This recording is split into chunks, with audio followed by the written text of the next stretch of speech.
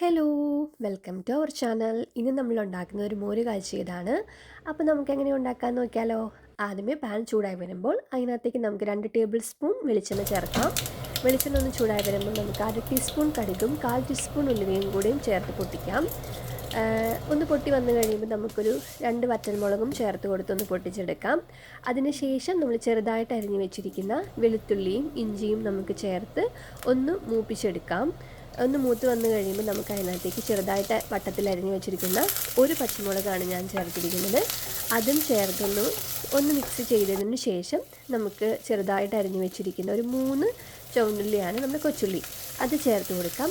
ഒന്ന് വഴണ്ട് വന്നു കഴിയുമ്പം നമുക്ക് അതിനകത്തേക്ക് കുറച്ച് മഞ്ഞൾപ്പൊടി ചേർത്ത് കൊടുക്കാം. ഒരു 1/4 ടീസ്പൂൺ മുതൽ 1/2 ടീസ്പൂൺ വരെ മഞ്ഞൾപ്പൊടി ചേർത്ത് കൊടുക്കാം. ഞാനിവിടെ 1/2 ടീസ്പൂൺ മഞ്ഞൾപ്പൊടിയാണ് ചേർത്തിരിക്കുന്നത്.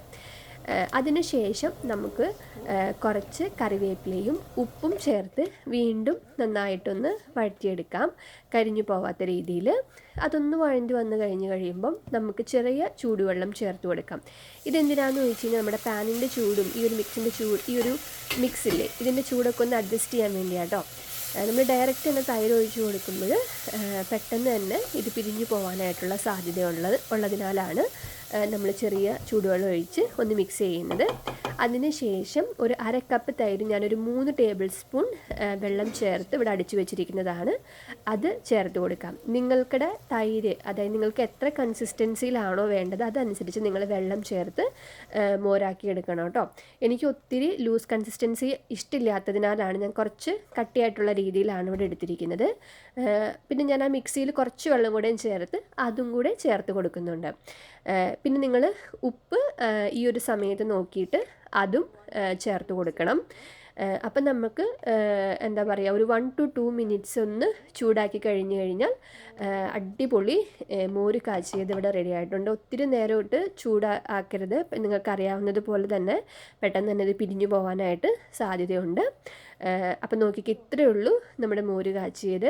ഇത് നല്ല ചൂട് ചോറിൻ്റെ കൂടെ, ഇത് ഞാൻ പറയാണ്ട് തന്നെ നിങ്ങൾക്കറിയാം, നല്ല ചൂട് ചോറിൻ്റെ ഒപ്പം നല്ല ആവിയൊക്കെ പറക്കുന്ന ചോറ്. അപ്പം അത്രേ ഉള്ളൂ, അതിൻ്റെയൊക്കെ കൂടെ കഴിക്കുമ്പോൾ അടിപൊളിയായിരിക്കും. അപ്പം നിങ്ങൾക്ക് ഈ ഒരു വീഡിയോ ഇഷ്ടപ്പെടുകയാണെന്നുണ്ടെങ്കിൽ, നിങ്ങൾ ഉണ്ടാക്കുന്നതാണ് മോര് കാച്ചിയതൊക്കെ, അപ്പം ഈ ഒരു രീതിയിൽ നിങ്ങളൊന്ന് ഉണ്ടാക്കി നോക്കി ഇഷ്ടപ്പെടുകയാണെന്നുണ്ടെങ്കിൽ നിങ്ങളുടെ ഫ്രണ്ട്സിനും ഫാമിലിക്കും ഒന്ന് ഷെയർ ചെയ്ത് കൊടുക്കണേ. വീഡിയോ ഇഷ്ടപ്പെടുകയാണെങ്കിൽ ലൈക്ക് ചെയ്യാനും ചാനലൊന്ന് സബ്സ്ക്രൈബ് ചെയ്യാനും മറക്കല്ലേ. അപ്പം നമുക്കൊരു അടുത്തൊരു വീഡിയോ ആയിട്ട് കാണാം.